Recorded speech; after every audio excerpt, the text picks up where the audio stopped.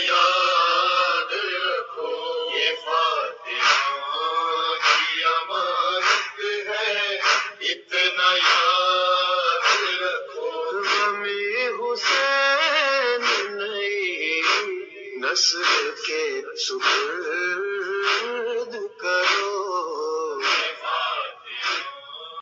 اعوذ باللہ من الشیطان الرجیم، بسم اللہ الرحمن الرحیم، الحمد للہ رب العالمین، والصلاة والسلام علی جمیع الانبیاء والمرسلین، خصوصاً علی نبینا وشفیع ذنوبنا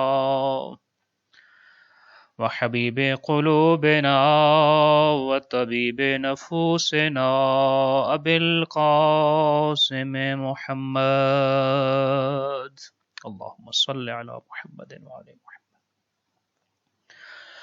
وعلی آلہ الطیبین الطاہرین المعصومین الذین اذہب اللہ عنہم الرجس وطہرہم تطہیرا،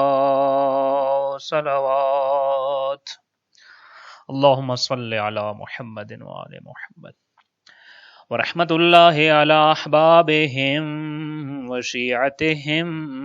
ومحبیہم وموالیہم، ولعنت اللہ علی اعدائہم وظالمیہم وغاصب حقوقہم ومنکر فضائلہم من یوم ظلمہم الی ابد العابدین، اما بعد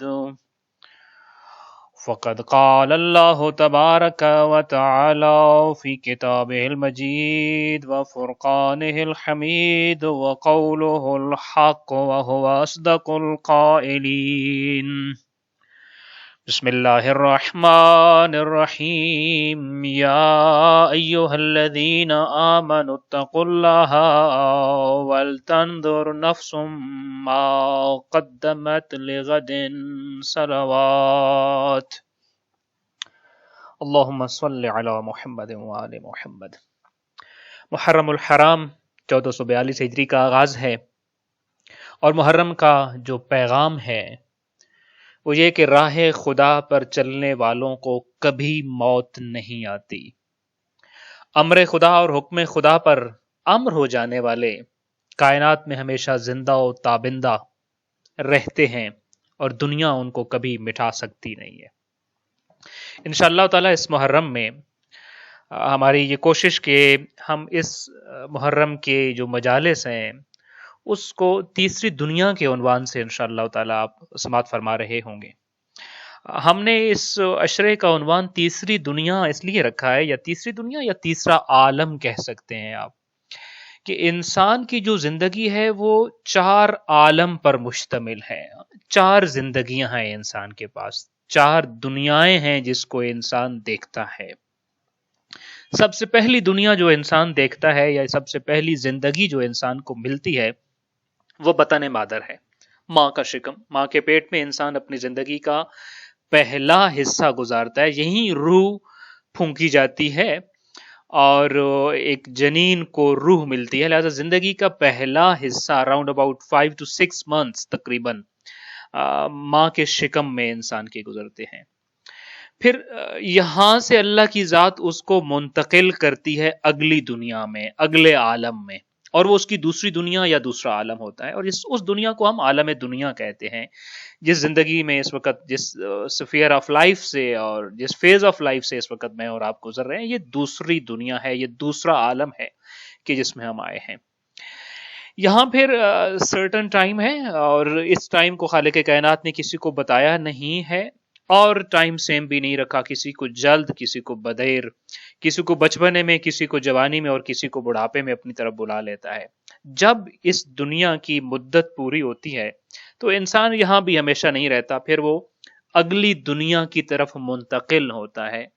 اور وہ دنیا یا وہ عالم تیسری دنیا ہے، اور وہ تیسرا عالم ہے۔ اسی دنیا کے بارے میں ہم گفتگو کریں گے، اور اس عالم کا آغاز موت سے ہوتا ہے۔ یہ موت کی دنیا ہے اور یہ موت کا عالم ہے،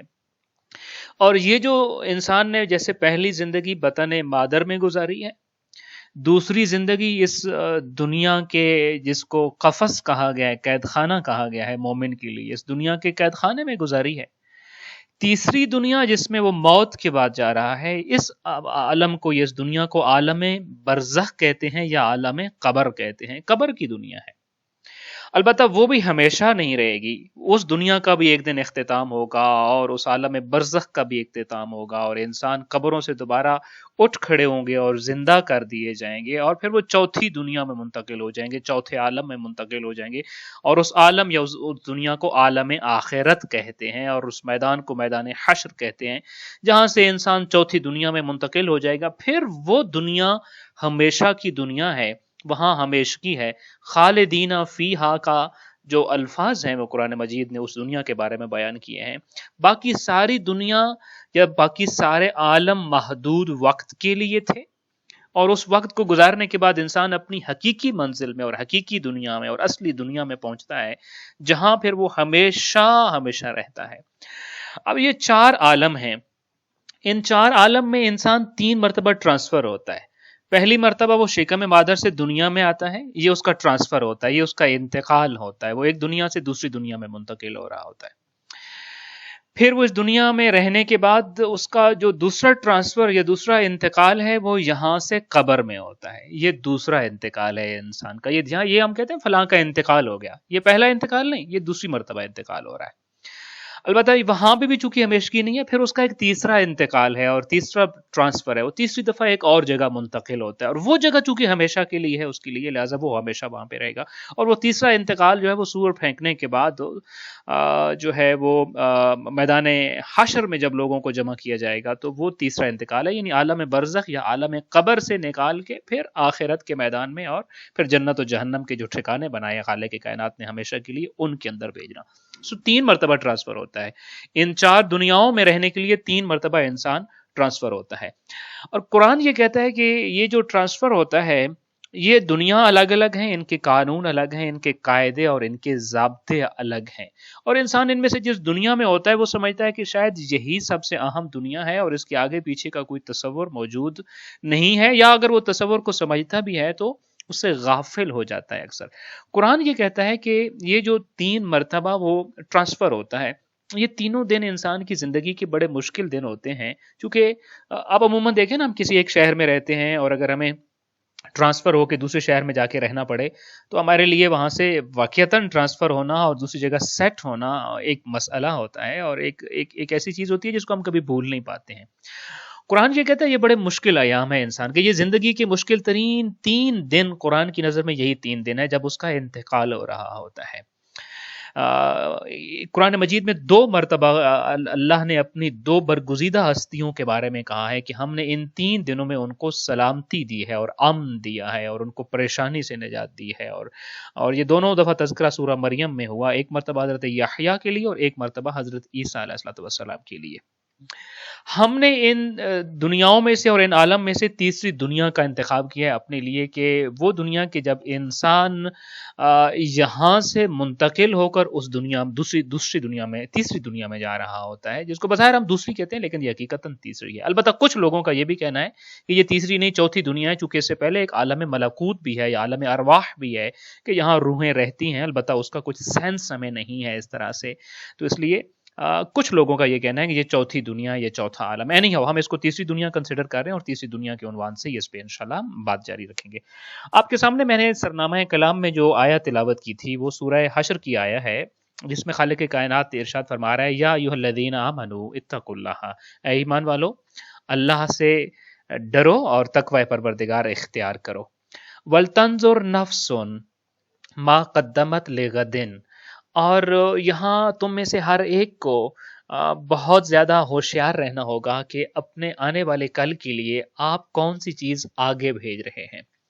ہمارے پاس چونکہ وقت کی قلت ہوگی، اس دنیا یعنی اب جب ہم دوسری دنیا کو ڈسکس کر رہے ہوتے ہیں، چونکہ یہ آیت دوسری دنیا کو ڈسکس کر رہی ہے، لیکن دوسری دنیا کو ڈسکس کرتے ہوئے یہ بتا رہی ہے کہ غد یعنی کل،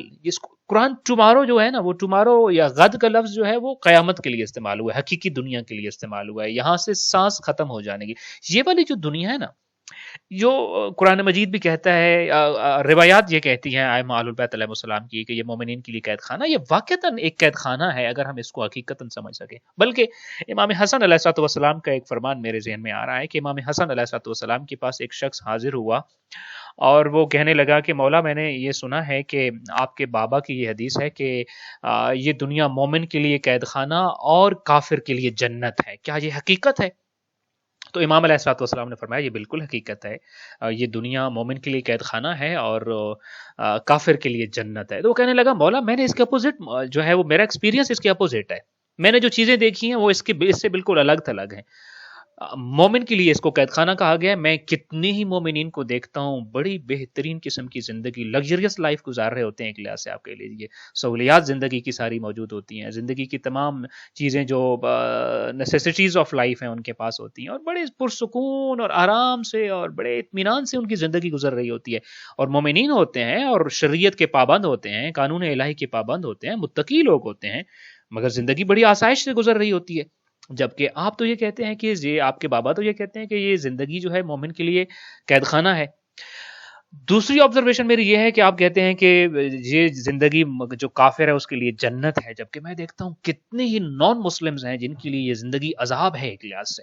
کہ اتنے مشکل اور کٹھن حالات ہیں ان کی زندگی میں کہ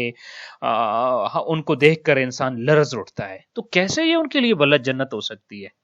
تو امام حسن علیہ السلام نے فرمایا کہ میرے بابا نے بالکل درست فرمایا ہے. مومن اس دنیا میں جتنی مرضی آسائشات میں اور جتنی مرضی سہولیات میں اور جتنی مرضی آسانیوں میں زندگی گزار رہا ہو، مگر جب ان آسائشات کو اور ان سہولیات کو اور ان آسانیوں کو وہ قیامت کے دن جب اس کو جنت ملے گی تو وہاں کی سہولیات کے ساتھ، وہاں کی آسانیوں کے ساتھ اور وہاں کی آسائشات کے ساتھ کمپیئر کرے گا تو وہاں کی آسانیاں، وہاں کی سہولت، وہاں کی لائف اتنا لگژرس ہوگی کہ اس کو لگے گا کہ اس کے مقابلے میں جو دنیا میں وہ زندگی گزار کے ہے یہ تو قید خانہ ہے، یہ واقعتاً قید خانہ ہے. تو اس قیامت کے دن اور جنت میں ملنے والی نعمتوں سے جب کمپیئر کرے گا انسان اپنی اس زندگی کو، تو یہاں جتنی مرضی نعمتیں اس کو دے دی گئی ہوں، اس کو وہاں کی زندگی کے مقابلے میں یہ زندگی ایک قید والی زندگی لگے گی. اور امام علیہ السلام نے پھر اس کو جواب دیا، رہا معاملہ کافر کا، تو کہا کہ کافر جتنی مرضی مشکل سے اس دنیا میں رہا ہو اور جتنا مرضی پریشانیوں اور الجھنوں میں رہا ہو، لیکن قیامت کی پریشانی اور عذاب اور الجھنیں جب دیکھے گا تو اس کو لگے گا یہ دنیا کی مشکل اور الجھن تو کچھ بھی نہیں تھی، یہ تو جنت کے جیسے تھا میرے لیے. تو اس کو ان الجھنوں اور ان پریشانیوں کے مقابلے میں یہ دنیا کی زندگی جنت لگنا شروع ہو جائے گی، اگرچہ جتنا مرضی مشکلات میں ہی وہ کیوں نہ گزار کے گیا ہو، چونکہ ان مشکلات کی جو ہے وہ انٹینسٹی اتنا ہوگی اور اتنا شدت ہوگی کہ اس کے مقابلے میں اس دنیا کی مشکلات اس کو جنت کے برابر لگ رہی ہوں گی. عرض یہ کہہ رہا تھا کہ یہ دنیا قید خانہ ہے. اس دنیا میں سب سے پہلی قید تو یہ ہے کہ میری روح میرے اس جسم کے پنجرے میں قید ہے، اور اسی کو ہم زندگی کے نام، جب تک روح جسم کے پنجرے میں پابند ہے ہم کہتے ہیں زندگی ہے. جو ہی روح اس قفس کو چھوڑتی ہے، اس پنجرے کو چھوڑتی ہے اور اس سے آزاد ہوتی ہے، ہم کہتے ہیں موت ہو گئی ہے. اور یہ پہلی قید ہے جو روح کو اس جسم کے اندر ملی ہوئی ہے. پھر اس جسم کی اپنی قیود ہے اور جس کے ہم اوپر ہمارے لیکچرز الگ سے موجود ہیں کہ ہم زمان و مکان کی قید میں یہ زندگی جو ہے وہ پوری گزارتے ہیں، اور انسان جتنا مرضی ترقی کر لے ان دو چیزوں کو وہ کبھی ختم نہیں کر سکتا ہے. یہ دنیا جو ہے یہ اس سے انسان جب آگے کی طرف جاتا ہے تو اگلا عالم اس کے لیے ایک ڈیفرنٹ عالم ہے. اور اس دنیا میں قرآن یہ کہتا ہے کہ وَلْتَنْظُرْ نَفْسٌ مَا قَدَّمَتْ لِغَدٍ، یہاں رہتے ہوئے آپ کا پرائرٹی یہ ہونا چاہیے، چونکہ یہاں سے تو آپ نے گزر کے چلے جانا ہے، جہاں رہنا ہے وہاں کا سامان یہاں سے اٹھا لو. وَلْتَنْظُرْ نَفْسٌ مَا قَدَّمَتْ لِغَدٍ، انسان کو سوچنا چاہیے وہ کل کے لیے اپنے ساتھ کیا لے کے جا رہا ہے. کل کا آغاز ہو رہا ہے موت سے، چونکہ موت کو باب الآخرہ کہا گیا ہے. انشاءاللہ ہم اس پہ بات کریں گے بعد میں اگلی مجلسوں کے اندر. تو چونکہ موت باب الآخرہ ہے تو اس باب الآخرہ میں ہم آخرت میں انٹر ہونا شروع ہو جاتے ہیں جب موت آتی ہے اور قبر میں انسان جاتا ہے. تو یہاں سے تیاری کرنی ہے تاکہ جب قبر میں جائے تو چیزوں کو اپنے ہمراہ لے کر جائے.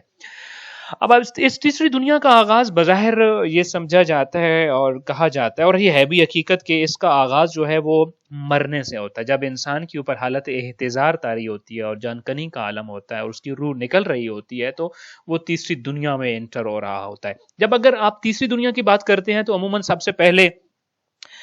یہی باتیں آتی ہیں، تیسری دنیا یعنی قبر کی دنیا، موت کی دنیا۔ تو عموماً جو سوال کیے جاتے ہیں وہ یہی ہوتا ہے کہ جب آپ موت کی دنیا کے بارے میں بات کرنا چاہتے ہیں، قبر کی دنیا کے بارے میں بات کرنا چاہتے ہیں، تو عموماً یہ سوال ہوتے ہیں کہ مرتے وقت مومن کی کیا حالت ہوتی ہے اور وہ کس چیز کو ایکسپیرینس کر رہا ہوتا ہے، کیا دیکھ رہا ہوتا ہے، کن حالات سے گزر رہا ہوتا ہے، اور ایک کافر جو موت کے عالم میں وہ کیا دیکھ رہا ہوتا ہے، کس ایکسپیرینس سے گزر رہا ہوتا ہے اور کن چیزوں کو دیکھ رہا ہوتا ہے۔ اسی طریقے سے ایک اور چیز جو انسان کے ذہن میں آتی ہے کہ مومن اور کافر کی موت میں، یا مومن اور ایک غیر مومن کی موت میں کیا فرق ہے، مومن کو کیسے موت آتی ہے اور غیر مومن کو یا کافر کو کیسے مومن آتی ہے، اور آف کورس دونوں کی موت یکساں نہیں ہے، ان کی موت کا عالم الگ الگ ہے۔ اسی طریقے سے پھر اور سوال جو ہمارے ذہن میں آتے ہیں کہ روح کیسے قبض ہوتی ہے، اور موت کے بعد روح کا جسم سے کوئی تعلق اور واسطہ ہوتا ہے یا ختم ہو جاتا ہے؟ اگر روح کا جسم سے کوئی واسطہ اور تعلق رہتا ہے تو وہ کیا واسطہ ہوتا ہے، کیسا تعلق ہوتا ہے؟ اسی طریقے سے جب کوئی بھی مومن حالت احتضار میں ہو اور جان کنی کی حالت میں ہوتا ہے تو مومنین جو اس کے آس پاس موجود ہوتے ہیں ان پر کچھ چیزیں واجب ہو جاتی ہیں اور کچھ ضروری چیزیں ہو جاتی ہیں۔ وہ کون کون سے امور ہیں جو مومنین پر واجب ہو جاتے ہیں، اور پھر وہ کون سے کام ہوتے ہیں کہ جن سے اس مومن کی روح کا نکلنے کا عمل آسان ہو جاتا ہے، اور جو جان کنی اور احتضار کا عالم ہے اس کے لیے آسانی پیدا ہوتی ہے۔ پھر اسی طریقے سے کہ وقت موت مرنے والے کے کیا احساسات ہوتے ہیں، اور کن احساسات سے وہ اس دنیا کو چھوڑ کر اور اپنی ساری اٹیچمنٹس کو، اپنی اولاد، اپنا مال، اپنا اموال، اپنا ذخیرہ، ساری چیزوں کو چھوڑ کے کیسے آگے بڑھ رہا ہوتا ہے، اس کے کیا احساسات ہوتے ہیں۔ یہ ساری باتیں عموماً موت کے موضوع پر جب بات کی جاتی ہے تو یہاں سے بات شروع کی جاتی ہے کہ حالت احتضار کیا ہے، اور اس سے ریلیٹڈ یہ ساری چیزیں جو ابھی ہم نے آپ کے سامنے عرض کی ہیں۔ لیکن میرا خیال یہ ہے کہ موت کے بارے میں جب ہم بات کرتے ہیں تو سب سے پہلے اس مرحلے کی مینٹل پریپیرنس پہ بات کرنی چاہیے۔ یعنی یہ جو احتضار کا مرحلہ، جان کنی کا مرحلہ، موت سے گزرنے کا مرحلہ ہے، اور روح قبض ہونے کا جو مسئلہ ہے اور مرحلہ ہے، اس مرحلے کا مینٹل پریپیرنس جو ہے، یہاں سے موت کا آغاز ہوتا ہے۔ یعنی جب تک ہم اس مرحلے کے لیے مینٹلی پریپیئر نہیں ہوتے تب تک ہم اس مرحلے کو چونکہ ویلکم نہیں کر سکتے ہیں، اس مرحلے کو ہم انجوائے نہیں کر سکتے، اس کے بارے میں ہم ریلیکس نہیں رہ سکتے ہیں، اور اس کے بارے میں اس وقت تک ہمارا اچھا تاثر موت کے بارے میں قائم نہیں ہو سکتا کہ اور عموماً یہی ہوتا ہے کہ موت کے بارے میں ہمارے پاس جو ایک اچھا تاثر قائم نہیں ہے چونکہ ہم مینٹلی موت کے لیے پریپیئر نہیں ہیں۔ لہٰذا جب ہم تیسری دنیا کی بات کر رہے ہیں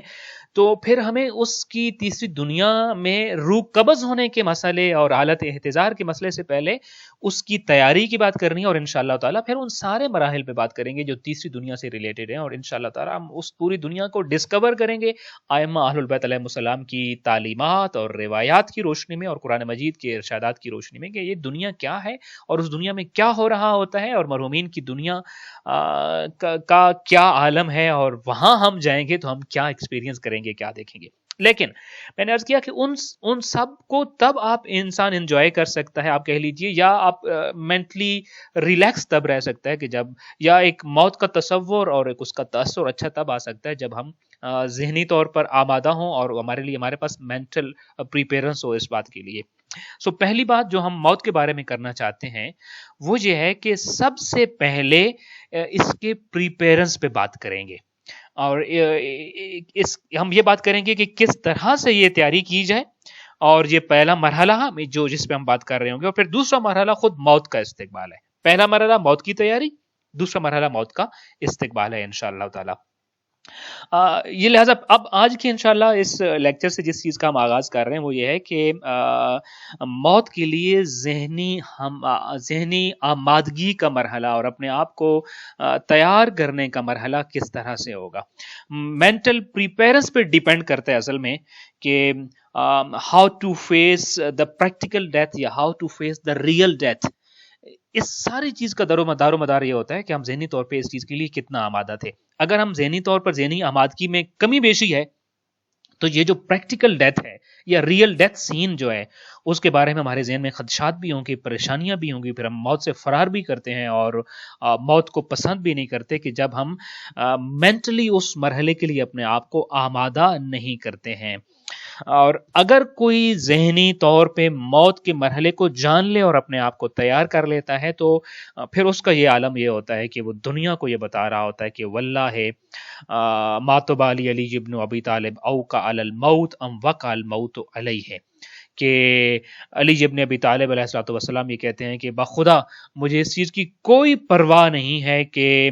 میں موت کے اوپر جا پڑوں یا موت میرے اوپر آ پڑے. یعنی کبھی میں موت کے منہ میں جاتا ہوں یا موت میری تلاش میں آ رہی ہے, مجھے اس چیز کی کوئی فکر اور کوئی پریشانی نہیں ہے, چونکہ وہ موت کے لیے آمادہ ہیں اور انہوں نے اپنے آپ کو موت کے لیے مکمل طور پہ آمادہ کیا ہوا ہے. سو موت کی آمادگی وہ ہے جو موت کو ویلکم کرنے میں, موت کو ایکسپیرینس کرنے میں اور موت کے بارے میں, موت کے مرحلے میں ریلیکس رہنے میں اور اس کے بارے میں ایک اچھا تاثر ذہن میں بنانے میں اہم کردار ادا کرتی ہے. میں اس بات کو بڑا سمپل کروں کہ امام صادق علیہ الصلوۃ والسلام نقل کرتے ہیں کہ حضرت ابو ذر سے کسی نے یہ بات پوچھی کہ ابو ذر آپ میں اور ہم میں ایک فرق یہ ہے کہ آپ موت سے نہیں ڈرتے اور ہمیں موت سے بڑا ڈر لگتا ہے, اور ہم موت سے کیوں ڈرتے ہیں, اس بات کی کیا وجہ ہے کہ ہم موت سے ڈرتے ہیں, یہ ڈر کیوں ہے, آپ کیوں نہیں ڈرتے اس چیز سے. جناب ابو ذر غفاری نے جو جواب دیا وہ بڑا خوبصورت ہے کہ یہ اس کا خلاصہ یہ کہ چونکہ آپ کے پاس مینٹل پریپیرنس نہیں ہے, آپ ذہنی طور پہ آمادہ نہیں ہو موت کے لیے, اس تیسری دنیا میں جانے کے لیے. آپ دیکھیں ایک چھوٹی سی ایگزامپل دیتا ہوں, دیکھیں پہلا عالم ہوتا ہے شکم مادر. شکم مادر کے بعد جب بچے نے اس دنیا میں آنا ہوتا ہے تو آپ اندازہ کیجئے ماں باپ کتنی تیاریاں کرتے ہیں اس بچے کے لیے. ایسے تھوڑا ہوتا ہے کہ جو ہے وہ ماں ہاسپٹل جائے اور لیبر روم سے ایک بچہ ہاتھ میں ننگ دھڑنگ اٹھائے لا رہی ہو اور کوئی اس سے پہلے کسی قسم کی کوئی تیاری نہ ہو. ایک اس بچے کے اس دنیا میں اور اس عالم میں آنے سے پہلے ٹھیک ٹھاک قسم کی تیاریاں ماں باپ نے کی ہوتی ہیں, اس کی تمام ضروریات کو ایک مہیا کیا ہوا ہوتا ہے, اس کی تمام استعمال ہونے والی چیزوں کو پرچیز کیا ہوا ہوتا ہے, اس کے لیے وہ ماحول پرووائڈ کیا ہوتا ہے کہ جس میں بچے کے لیے آسانی ہوتی ہے, اور یعنی اس کے لیے ایک مکمل آمادگی کی ہوئی ہے ماں باپ نے تاکہ جب وہ اس دنیا میں آئے تو اس کو کوئی مشکل نہ ہو. عالم قبر میں جب ہم جائیں گے تو وہاں پہ بھی ایک چیز ہمارے لیے ساری چیزوں کو آمادہ رکھے گی, وہ ہمارے اعمال ہیں. تو ان اعمال کو ہم نے آمادہ اور تیار کر کے بھیجنا ہے تاکہ جب ہم عالم قبر میں جائیں تو جیسے یہاں بچہ آتا ہے تو ماں باپ نے چیزیں اس کے لیے پرووائڈ کی ہوئی ہیں, ویسے ہی وہ چیزیں وہاں پر پرووائڈ. اب یہ آمادگی ہے, یہ تیاری ہے اس عالم آخرت کی. تو جناب ابو ذر سے یہ پوچھا کہ آپ موت سے نہیں ڈرتے ہیں, ہمیں موت سے بڑا ڈر لگتا ہے. آپ دیکھیں نا, موت سے تو واقعتاً ڈر نہیں تھا, تبھی تو حکومت شام میں آپ کو بھیجا گیا. اور یہ بڑی حیران کن بات ہے کہ وہ معاویہ جو اپنی چالوں سے میدان صفین میں لشکر علی کی کثیر تعداد کو دھوکہ دے کر علی ابن ابی طالب علیہ الصلوۃ والسلام کو جو ہے وہ میدان سے پیچھے دھکیل کے مذاکرات کی ٹیبل پہ لے کے آتا ہے, اور پھر حکم بیٹھ کے جو ہے وہ تحکیم ہو رہی ہوتی ہے, اور وہ اتنی بڑی علی ابن ابی طالب علیہ السلام کے لشکر کو دھوکہ دیتا ہے. اور میں یوں کہوں مولا علی ابن ابی طالب علیہ السلام کے لشکر کی اکثریت کو وہ زیر کر لیتا ہے اور شکست دے دیتا ہے اپنی چالوں سے. جناب ابو ذر شام میں ہیں اور تنہا ہیں, کوئی پورا لشکر نہیں ہے جناب ابو ذر کے پاس. وہ حاکم شام کے گھر میں ہے, اس کے مرکز میں ہے, مگر یہ جو پروانہ شمع رسالت ہے, ان کی موت سے بے پرواہ ہونے کا عالم یہ تھا کہ وہاں پہ حاکم شام بے بس ہو جاتا ہے, اور پھر وہ حاکم مدینہ کو خط لکھتا ہے اور ساتھ نمائندہ بھیجتا ہے کہ تم نے جو تحفہ بھیجا تھا اگر یہ میرے ہاں اب دمشق میں کچھ عرصہ اور رہتا ہے تو مجھے خطرہ یہ ہے کہ دمشق کی حکومت میرے ہاتھ سے نہ چلی جائے, لہٰذا آپ ابو ذر غفاری کو میں واپس مدینہ بھیج رہا ہوں, ان کا طریقہ کار خود ہی ڈھونڈو کہ ان کو کیسے ڈرایا دھمکایا جا سکتا ہے یا ان کا کیا حل کیا جا سکتا ہے. یہی وجہ ہے کہ سائل ان سے پوچھتا ہے, اور یہ بات امام صادق علیہ الصلوۃ والسلام روایت کرتے ہیں, میزان الحکمہ کتاب میں موجود ہے, الکافی میں موجود ہے, کہ امام فرماتے ہیں کہ ابو ذر سے یہ پوچھا گیا کہ آپ موت سے نہیں ڈرتے, ہم کیوں ڈرتے ہیں, ہمارا ڈر کیوں ہے, ہم اس ڈر کو کیسے نکال سکتے ہیں. تو یہی قول البتہ میں آپ کے سامنے عرض کروں امام حسن علیہ السلام سے بھی مروی ہے. تو جناب ابو ذر نے جو جواب دیا، انہوں نے کہا کہ انکم اخربتم آخرتکم وامرتم دنیاکم. ایک ہی ریزن ہے،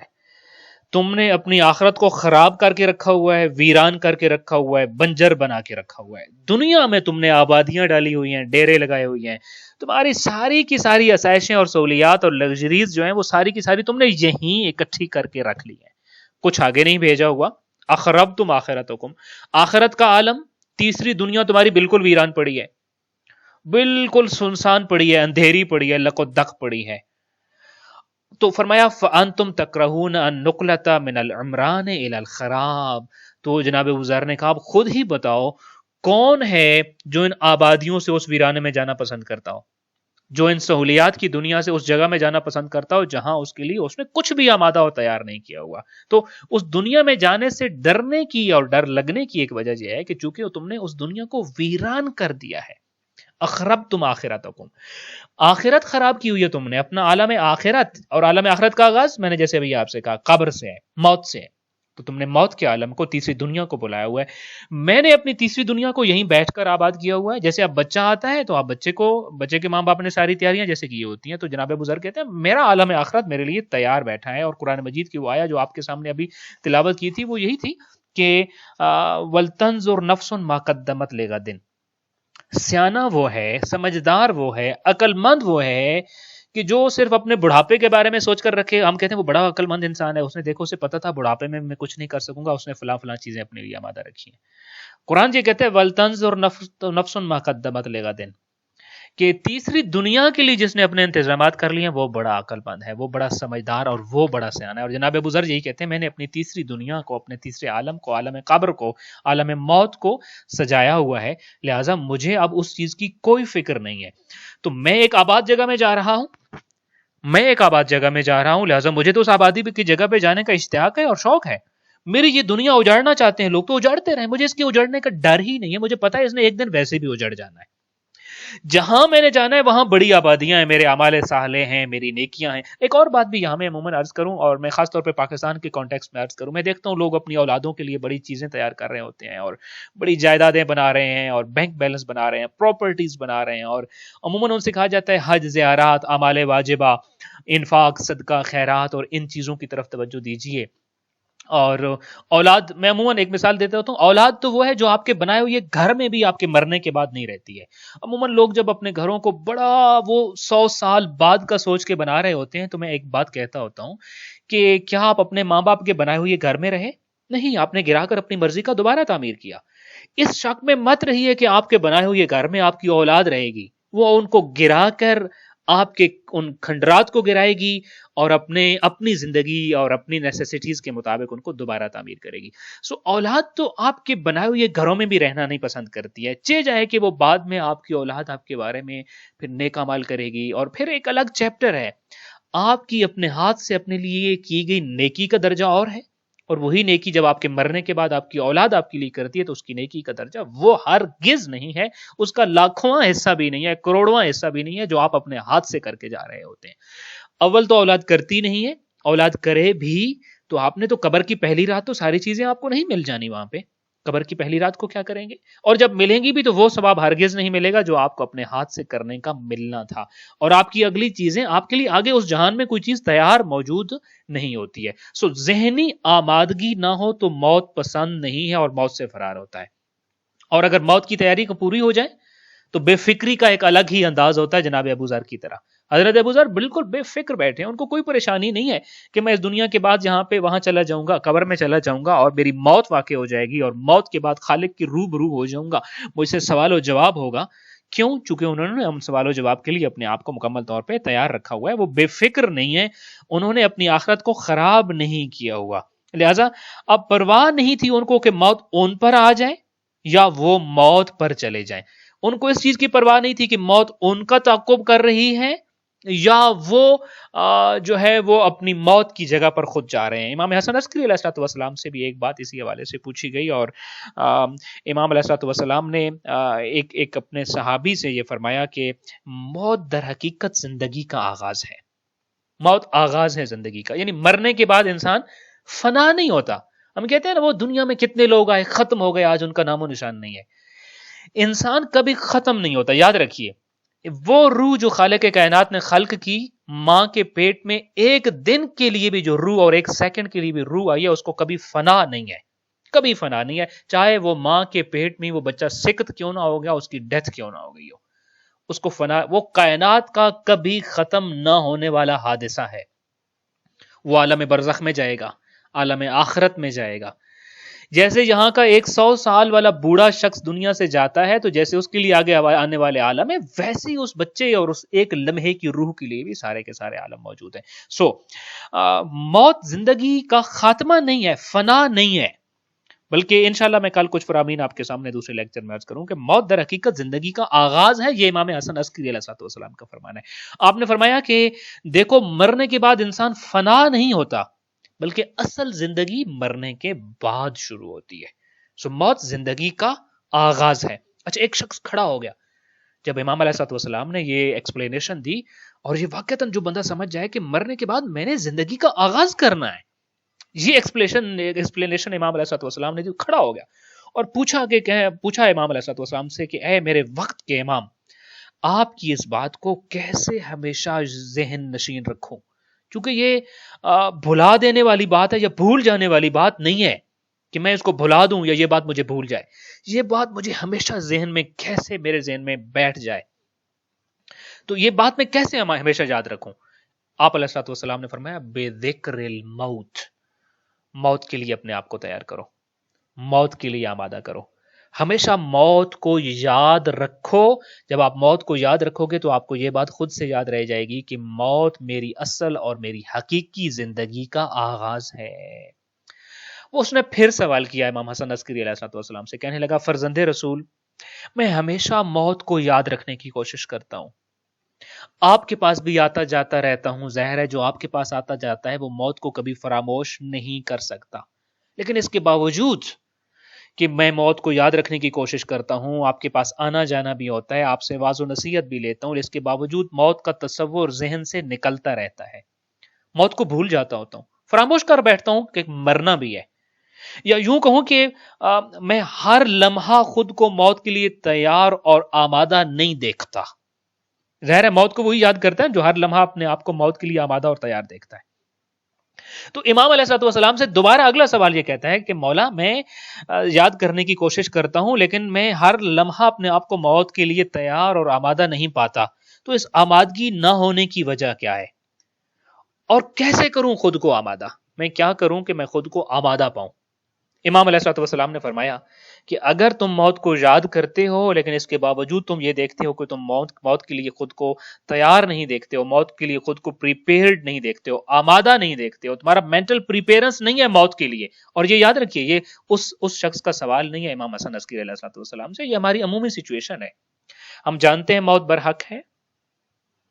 ہم جانتے ہیں ہم نے کسی دن اس دنیا سے رخصت ہونا ہے, لیکن اس کے باوجود اپنی موت کا کمپلیٹ تصور ہم نہیں کر پا رہے ہوتے کہ مجھے اسی لمحے موت آ جائے گی. انشاءاللہ میں موت کے حوالے سے کچھ کنسپٹس آپ کو بتاؤں گا کہ ذہنی آمادگی کی بنیاد ہی ہمارے پاس اصل میں نہیں ہے. یہ میرا اور آپ کا کامن سوال ہے جو امام حسن عسکری علیہ السلام سے وہ شخص پوچھ رہا ہے کہ مولا موت کو یاد کرنے کی کوششیں, پھر آپ کے ساتھ لگاؤ, آپ کی تعلیمات کے ساتھ عمل پیرا ہونے کی کوشش, اور مذہبی طبقے میں شمار بھی ہوتا ہوں اور شریعت محمدی کا پیروکار بھی ہوں, اس کے باوجود موت کے لیے تیاری نہیں ہے, آمادگی نہیں ہے. وجہ کیا ہے, کیسے تیار کروں, کیسے آمادہ کروں. توجہ فرمانی ہے آپ نے, امام علیہ السلام نے فرمایا کہ ان ساری چیزوں کے باوجود اگر تم اپنے آپ کو موت کے لیے تیار اور آمادہ نہیں دیکھ رہے ہو نا, تو اس کی وجہ یہ ہے کہ یقیناً کچھ مال و دولت تم نے اپنے پاس اکٹھا کر رکھا ہے جو تمہیں موت کا سوچنے نہیں دیتا. موت سے دور کرنے والی چیزیں یہ دنیا کی نعمتیں ہیں. تو آپ فرمایا کہ یہاں ایک بہت بڑا المیہ یہ ہے کہ یہاں کی چیزوں سے اتنا لگاؤ ہو جاتا ہے ہمارا کہ ان سے بچھڑنا اور ان سے الگ ہونا گوارا ہی نہیں ہوتا. کیسے ہم ہمارا گھر, ہمارا مکان, ہماری گاڑی, ہماری ذاتی استعمال کی چیزیں, آپ ذرا خود ایک لمحے کو لیے سوچئے کہ آپ کا لیپ ٹاپ اگلے لمحے آپ نہیں ہیں اور آپ کا بیٹا استعمال کر رہا ہے. آپ کا موبائل آپ اگلے لمحے نہیں اس دنیا سے چلے گئے اور وہ موبائل آپ کی زوجہ، آپ کے بھائی، آپ کے بیٹے، آپ کے کسی ریلیٹو کے پاس ہے. آپ کا مکان، آپ کی گاڑی، آپ کی چیزیں، آپ کی جتنی پرسنل چیزیں جو آپ کسی کو دیکھنے بھی نہیں دیتے ہیں، ہاتھ میں پکڑنے بھی نہیں دیتے ہیں، جس پہ پاسورڈ لگے ہوتے ہیں، جو بالکل سیکیور ہوتا ہے، سیکیورٹی میں ہوتی ہے ہر چیز. کیسے انسان اپنے آپ کو تیار کرے کہ وہ جو اس نے زندگی بھر حلال و حرام کما کے اپنے لیے گھر بنایا اور اس گھر میں اپنی سہولت کی ساری چیزیں مہیا کی، ان سہولت کی چیزوں کو چھوڑ کر قبر کی مٹی میں جا کر سو جائے. تو امام علیہ الصلوۃ والسلام فرماتے ہیں کہ تو نے اپنے لیے کچھ مال و اموال اور دولت ایسی اکٹھی کی ہوئی ہے کہ جس سے تو اپنے آپ کو جدا کرنے کا تصور نہیں کر پا رہا. وہ شخص حیران ہو گیا اور وہ پوچھنے لگا کہ مولا آپ اس حقیقت سے کیسے آگاہ ہیں؟ امام علیہ الصلوۃ والسلام نے جواب دیا کہ جو شخص بھی موت کے تذکرے کو ناپسند کرتا ہے اور موت کے لیے تیار نہیں ہے، اس نے یا تو کسی کا حق دبایا ہوا ہے، کسی ناحق چیز کو کسی اور کے حق کو غصب کیا ہوا اس نے، یا پھر اس نے ناجائز مال جمع کر رکھا ہے، یا پھر اس کے ہاں کچھ ناجائز اٹیچمنٹس ہیں کہ یہی چیزیں ہیں جو اس کو موت کے تذکرے اور یاد دہانی سے روکتی ہیں. یہی وہ چیزیں ہیں جو انسان کو موت کے تذکرے سے روکتی ہیں. آج کے دن میں انشاءاللہ تعالی ہمارا یہ جو ابتدائی مجلس تھی، یہ جسٹ ایک آپ کے لیجیے ایک تعارفی مجلس تھی کہ ہم نے اس تیسرے عالم میں اگر جانا ہے تو تیسرے عالم کو فرشتہ موت کے آنے سے ہم نے شروع نہیں کرنا، بلکہ مینٹل پریپیرنس سے شروع کرنا ہے کہ جہاں ہماری ذہنی آمادگی جب شروع ہو جاتی ہے تو سمجھیے تیسرا عالم شروع ہو گیا. چونکہ تیسرا عالم ڈیپینڈ یہی کرتا ہے، اسی بات پہ کرتا ہے کہ ہم اپنے آپ کو کس طریقے سے ذہنی طور پہ آمادہ کرتے ہیں. کل کے لیکچر سے انشاءاللہ تعالی، کل کی مجلس سے ہم دیکھیں گے کہ انسان کی موت کے لیے ذہنی آمادگی کی بنیاد کیا چیز بنتی ہے، اور ان چیزوں کو کیسے ہم اپنی زندگی میں مہیا اور آمادہ کریں کہ قیامت کے دن مرنے کے وقت میں انشاءاللہ تعالی جب فرشتہ موت ہمارے پاس آتا ہے تو ہم اپنے آپ کو موت کے لیے آمادہ بھی کریں، تیار بھی کریں، ہم خائف نہ ہوں، خوفزدہ نہ ہوں، ڈرے ہوئے نہ ہوں، بلکہ ہمیں یہ معلوم ہو کہ اب ہم دکھوں کی دنیا کو چھوڑ کر اس جہان میں جا رہے ہیں کہ جہاں ہمیں ہماری تکلیفوں، دکھوں، امتحانوں اور آزمائشوں اور مصیبتوں کا اجر ملنے والا ہے، اور بڑا عظیم اجر ملنے والا ہے، اور ہم اس کی بارگاہ میں جا رہے ہیں جو بڑا ارحم الراحمین ہے. یہ تبھی ہو سکتا ہے جب ہماری موت کی تیاری انشاءاللہ تعالی اس پیٹرن پہ ہوگی کہ جو پیٹرن آئے آل البیت علیہ السلام نے بتایا. پھر اس کے بعد ہم نے موت کے بعد کے قبر کے جتنے مراحل ہیں، اور پھر ایک مرحوم کا اس دنیا سے واسطہ تعلق، اور پھر ہمارا اس مرحوم کے ساتھ واسطہ اور تعلق کیا ہوتا ہے، اور یہ انٹریکشن کٹ جاتا ہے یا باقی رہتا ہے، اور پھر عالم برزخ کیا ہے، اور برزخ کے بارے میں، برزخی زندگی میں انسان کن کن چیزوں کو ایکسپیرینس کرتا ہے. انشاءاللہ تعالی اس عشرہ محرم الحرام کے دوران ہم تعلیمات محمد و آل محمد سے ان ساری چیزوں کو جاننے کی کوشش کریں گے. دعائیں خالق کائنات ہمیں اپنی اس زندگی میں ہمیشہ موت کی طرف متوجہ ہونے کی توفیق عطا فرمائے، اور موت کی تیاری کرنے کی توفیق عطا فرمائے، ہمارا خاتمہ بالایمان فرمائے. السلام علیکم ورحمۃ اللہ وبرکاتہ.